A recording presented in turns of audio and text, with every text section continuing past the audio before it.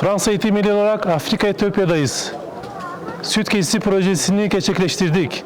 Hayırseverlerin bizlere verdiği süt kesisi projelerini muhtaç ailelere teslim ettik. Rabbim hayırseverlerin verdikleri hayırları kabul eylesin. Bismillah, elhamdülillah, salatu ve selamu ala Resulillah sallallahu aleyhi ve ve sellem.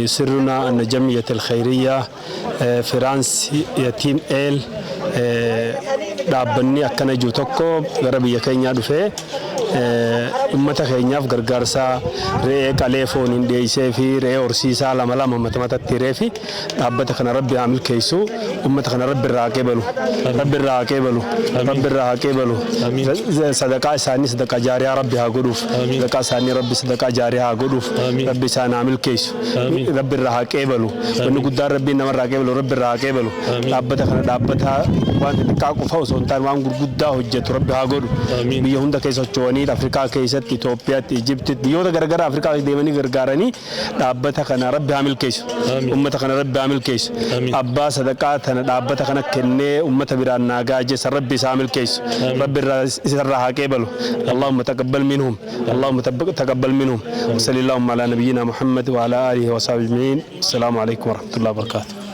Fransa Eğitim Milli olarak Afrika Etiyopya'dayız. Hayırseverlerin bizlere verdiği süt kesisi projelerini gerçekleştiriyoruz. Hayırsever Egemen Karabulut ve ailesinin bizlere verdiği süt keçisini aileye teslim ediyoruz. Allah kabul eylesin.